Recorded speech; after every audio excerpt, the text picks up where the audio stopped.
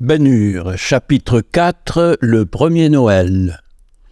Les collines qui s'élèvent au-delà de Bethléem abritent contre les vents du nord une plaine plantée de sycomores, de chênes verts et de pins, d'oliviers et de ronces où paissaient alors les troupeaux.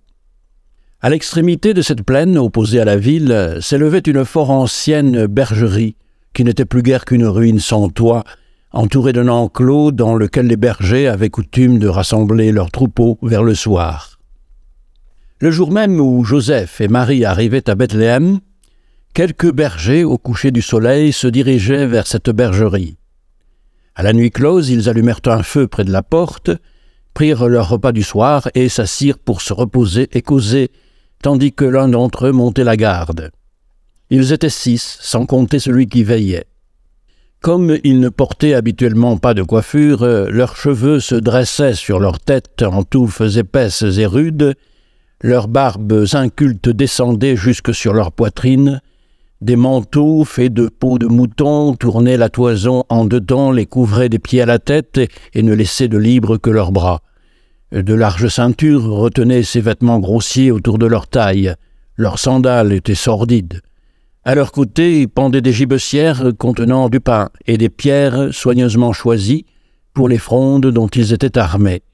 Tels étaient les bergers de Judée, des hommes en apparence aussi féroces que les chiens couchés avec eux autour du feu, en réalité des êtres simples d'esprit et tendres de cœur, ce qui tenait en partie à la vie primitive qu'ils menaient, mais surtout à ce qu'ils étaient sans cesse occupés à soigner des agneaux doux et faibles. Ils se reposaient et causaient. Ils parlaient de leurs troupeaux, un sujet que d'autres eussent jugé monotone, mais qui pour eux représentait l'univers. Pourtant, ces hommes simples et rudes étaient aussi des croyants et des sages. Les jours de sabbat, ils se purifiaient et se rendaient à la synagogue, où ils s'asseyaient sur les bancs réservés aux pauvres et aux humbles, et nul ne prêtait au service plus d'attention qu'eux, ou n'y songeait davantage durant la semaine. Ils savaient une chose, c'est que l'Éternel était leur Dieu, et qu'ils devaient l'aimer de tout leur cœur, et ils l'aimaient, puisant dans cet amour une intelligence des choses spirituelles qui dépassait celle des rois de la terre. Peu à peu leurs voix se turent, et avant que la première veille fût passée, tous dormaient autour du feu. La nuit, comme la plupart des nuits d'hiver dans la région des collines, était claire et brillamment étoilée. Aucun vent ne soufflait.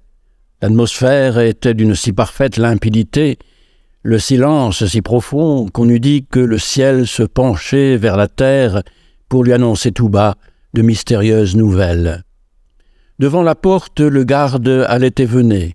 Il lui semblait que minuit tardait, pourtant il finit par terminer sa veille. Il se dirigeait vers le feu, heureux de pouvoir se reposer à son tour, quand une lumière douce et pâle comme celle de la lune perça l'obscurité de la nuit. Il s'arrêta, n'osant respirer. La lumière devenait d'instant en instant plus brillante. Elle éclairait les objets cachés jusqu'alors à ses yeux.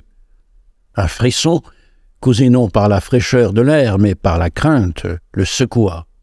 Il leva les yeux et, voilà, les étoiles semblaient s'en être allées et la lumière paraissait descendre une porte ouverte dans la voûte des cieux. Elle prenait un éclat splendide. Saisi de terreur, il s'écria « Éveillez-vous! Éveillez-vous » Les chiens s'élancèrent dans la plaine en hurlant. Les brebis épouvantées se serraient les unes contre les autres. Les bergers se levèrent en sursaut et saisirent leurs armes en criant tout à la fois « Qu'y a-t-il?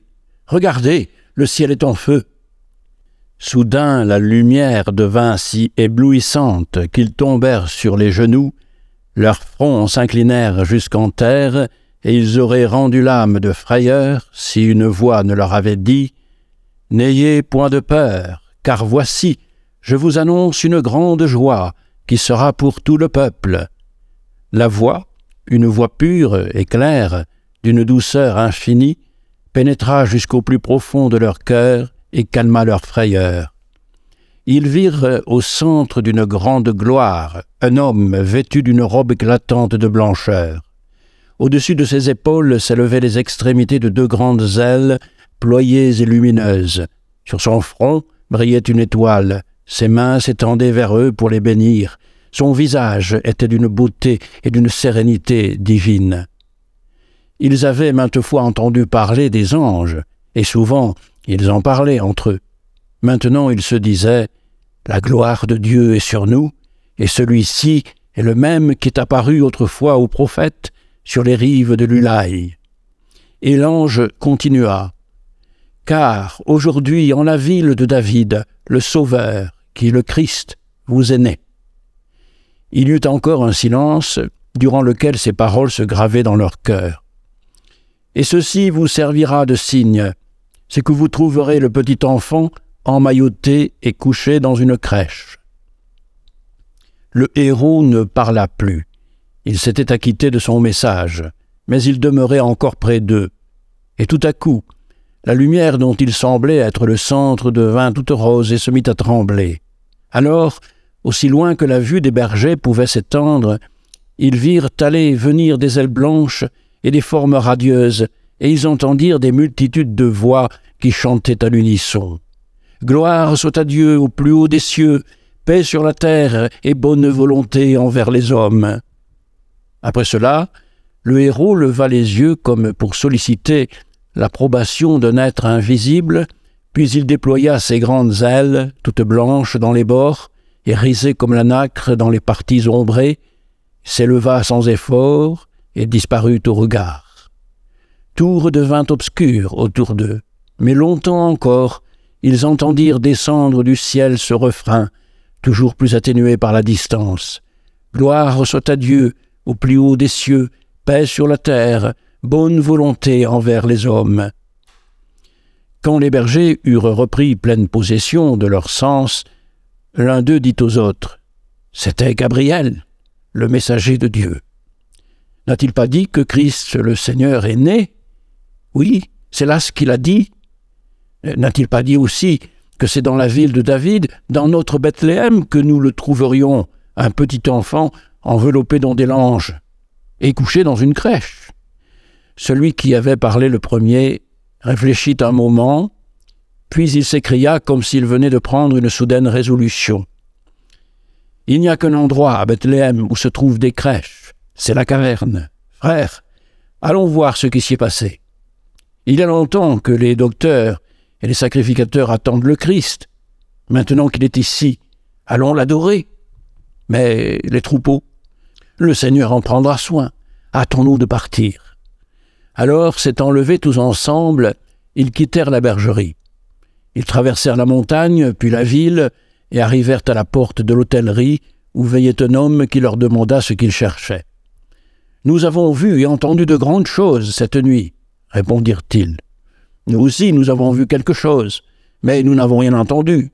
Que savez-vous? »« Le Christ est né. » L'homme se mit à rire d'un rire ironique. « Le Christ, vraiment? Et où se trouve-t-il? » « Il est né cette nuit, et il est maintenant couché dans une crèche. Voilà ce qui nous a été annoncé. Or, il n'y a de crèche qu'en un seul endroit à Bethléem. »« Dans la caverne? »« Oui, viens-y avec nous, et nous t'apprendrons en route ce qui nous est arrivé. » Ils traversèrent la cour sans attirer l'attention, bien que quelques personnes fussent encore éveillées, parlant de la lumière miraculeuse. La porte de la caverne était ouverte. Une lanterne en éclairait l'intérieur, et ils entrèrent sans cérémonie.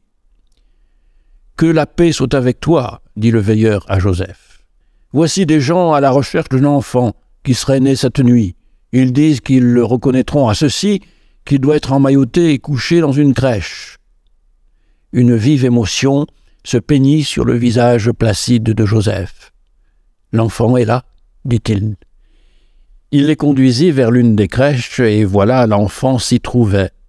Il approcha la lanterne pour le montrer au berger, qui restait debout sans prononcer une parole. L'enfant dormait. Il ressemblait à tous les autres nouveau-nés. « Où est la mère ?» demanda le veilleur. Une femme qui se trouvait là prit l'enfant et le déposa dans les bras de Marie, autour de laquelle les assistants se groupèrent. « C'est le Christ, dit enfin un des bergers.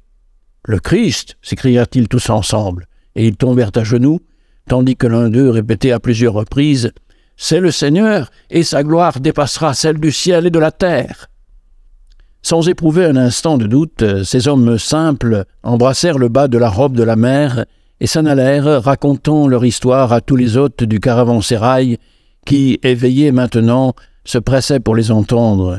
Puis ils reprirent le chemin de leur bergerie, et tout le long du chemin, ils chantaient le refrain des anges.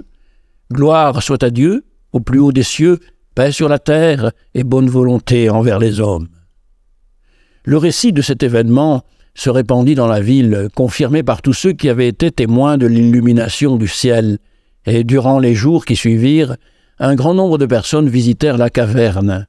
Il s'en trouva parmi elles quelques-unes qui crurent, mais le plus grand nombre riait et se moquait. 11 jours après la naissance de l'enfant, les 3 mages approchaient de Jérusalem par la route de Sichem. La Judée, enserrée entre la mer et le désert, ne pouvait guère prétendre à être autre chose qu'une sorte de carrefour international que devaient forcément traverser les caravanes qui allaient et venaient entre les pays d'Orient et d'Occident. Mais cela constituait pour elle une source de grande prospérité, et les richesses de Jérusalem provenaient des droits prélevés sur les marchandises qui passaient dans ses murs. Nulle part ailleurs, si ce n'est à Rome, on ne rencontrait un aussi constant assemblage de gens venus de toutes les parties du monde. Nulle part un étranger n'était chose plus commune et n'attirait moins l'attention. Et cependant, ces 3 hommes excitaient la curiosité de tous ceux qui les rencontraient. « Voyez, voyez quel grand chameau, quelle belle clochette !» criait un enfant à quelques femmes assises au bord du chemin. Mais ce qui les faisait remarquer, ce n'était pas leur chameau, malgré leur surprenante beauté, ni le son clair de leurs clochettes d'argent, ni la richesse évidente des 3 étrangers. C'était la question que posait à tous ceux qu'ils rencontraient celui qui marchait en premier. « Bonnes gens, disait-il en caressant sa barbe tressée et en se penchant hors de sa litière, la ville de Jérusalem n'est-elle pas proche ?»« Oui, répondit une des femmes, si les arbres sur cette colline étaient moins hauts, vous verriez les tours de la place du marché. » Balthazar jeta un regard à ses compagnons et demanda encore « Où est le roi des Juifs qui est né ?» Les femmes se regardèrent sans répondre. « Vous n'avez pas entendu parler de lui, non ? Eh bien, dites à chacun que nous avons vu son étoile à nos rayons et que nous sommes venus pour l'adorer. » Ils continuèrent leur chemin, posant à d'autres la même question et recevant la même réponse. Des Juifs qui se rendaient à la caverne de Jérémie furent même si frappés de l'apparence des voyageurs et de leurs demandes qu'ils rebroussèrent chemin et les accompagnèrent jusqu'à la ville.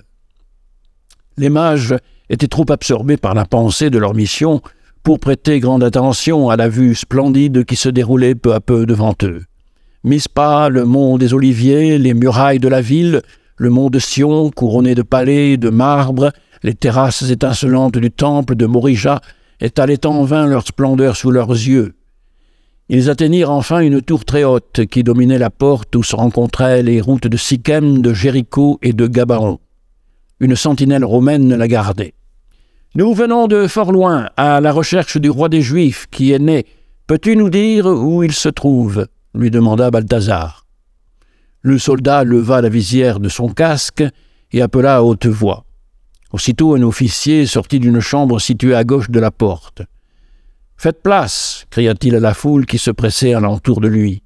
Et comme on lui obéissait lentement, il avança faisant le moulinet avec son javelot, ce qui éloigna un peu les curieux. « Que désires-tu » dit-il à Balthazar, dans l'idiome de la ville, et celui-ci répondit en répétant toujours « Où est le roi des Juifs qui est né ?»« Hérode » dit l'officier avec étonnement. « Et Hérode tient sa royauté de César, ce n'est pas de lui qu'il s'agit. »« Il n'y a pas d'autre roi des Juifs. Mais nous avons vu son étoile à nos rayons, et nous sommes venus pour l'adorer. Passez, allez plus loin, je ne suis pas juif. Posez votre question au docteur dans le temple, ou à Anne, le souverain sacrificateur, ou mieux encore, à Hérode lui-même. S'il existe notre roi des Juifs, il saura le découvrir. » Il fit faire place aux étrangers qui passèrent sous la porte. Mais avant de s'engager dans une rue étroite, Balthazar se retourna pour dire à ses amis « Notre arrivée est suffisamment proclamée maintenant. Avant minuit, toute la ville aura entendu parler de nous et de notre mission. »